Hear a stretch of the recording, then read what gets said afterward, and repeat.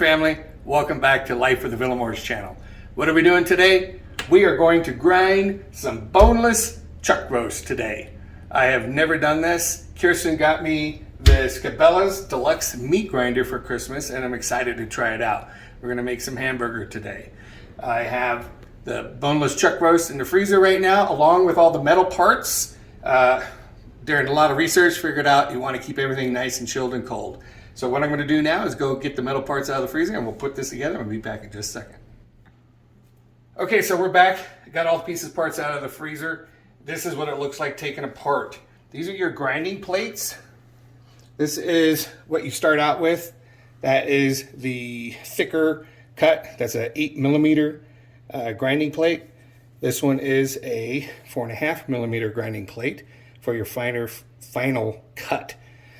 Typically what they say to do is go ahead and grind the first time with the larger plate and then grind the second time for your finer hamburger. So I'm thinking about maybe doing one of each, that way we can see what it's going to taste like, especially as a hamburger. So let's put this bad boy together. Put the auger inside here. This is the cutting tool. You want the flat part out. This has a notch, if you can see that right there,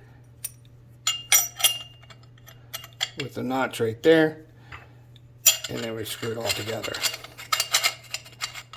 No need to over tighten it. Okay, that goes inside here, and then we tighten, and we put the cold meat plate up on top. Okay, so we're back, got the gloves on, about ready to plug it in. That was all done while it was unplugged. Never want to work on equipment when it's plugged in. So let's plug this bad boy in. Let's turn it on. Let's prime it. Get some meat in here.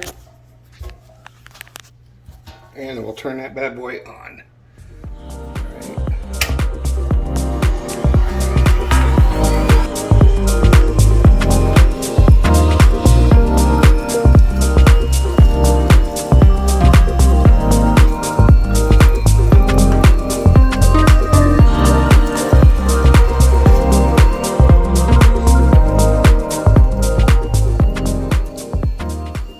Okay, we just finished up here. This is 6.3 pounds of beef.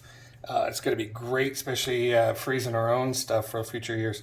So let's go and clean the auger out. There'll be some little bits and pieces left. Man, that's in there nice and tight too.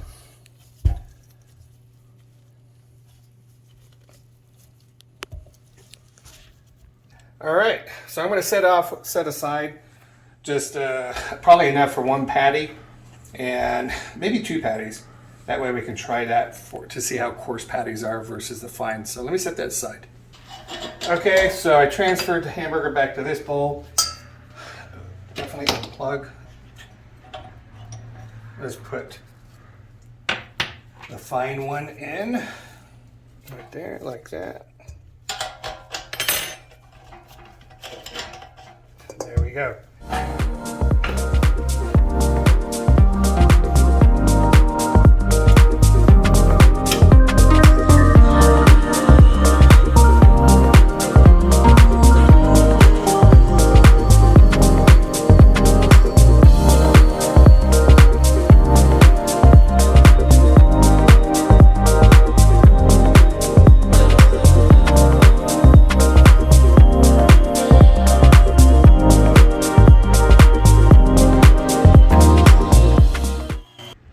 Alright, so we just finished up our fine grind. What we're going to do is clean it out now. I just learned this trick. Let's move that over here. Let's move this right here. A piece of bread, any old piece of bread helps clean this out.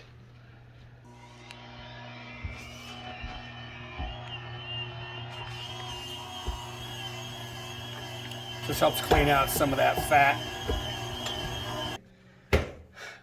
That wasn't very hard. I think overall, between some filming and stuff like that, I think total time, at the most 10 minutes to do the complete coarse grind and the fine grinding.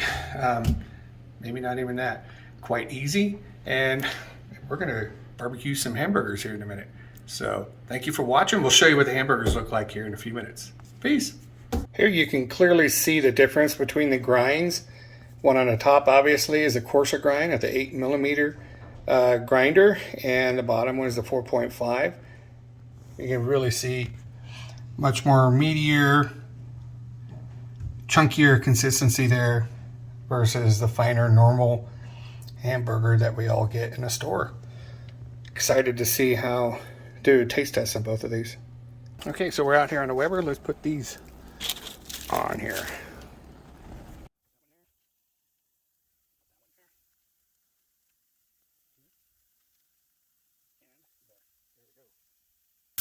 There we go. Okay, it's been a little bit, 2 minutes here. Let's check these out. A little bit more there on the bottom before we rotate them. Another look. These things smell fantastic.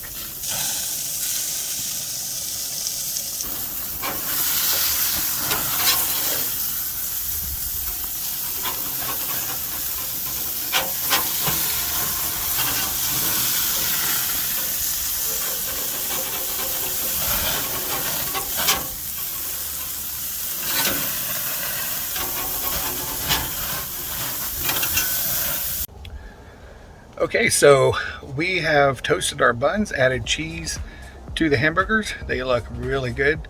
We flipped them once, we rotated once, and then we flipped them once, let them cook. You did use a thermometer, got them to about 135, between 135 and 140. Right now I got the flames off, melting the butter, or not the butter, melting the cheese. Let's take a look. And there we go.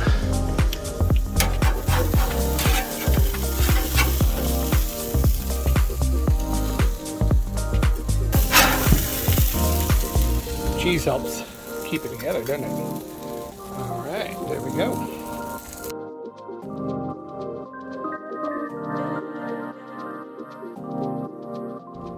Okay, so we have finished up dinner, and boy, was it good. The coarsely ground hamburger, you can see on some of the earlier videos that it was a little bit crumbly when I was flipping it, and the finely ground burgers when I was flipping didn't crumble at all. However, we noticed Kirsten ate hers without the bun, so she was just using a fork and a knife, and on the ground, on the coarsely ground one, it was a bit crumbly. So what I'm thinking is the fat content on that boneless chuck roast just wasn't, it was probably around 10%.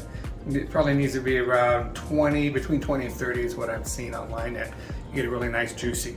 But I'll tell you what, the coarsely ground burger tasted fantastic. In fact, Kirsten even says that that was her favorite as well. There was a bit more beef taste, and it's amazing just how between the finely ground and the coarsely ground, how the same meat tastes different. But anyways, we enjoyed it. Our next venture will be making pork sausages. I will be doing a video on that. In fact, the pork butt is in the refrigerator right now, the defrosting. So more on that later. Well, we'll talk to you guys later. Peace.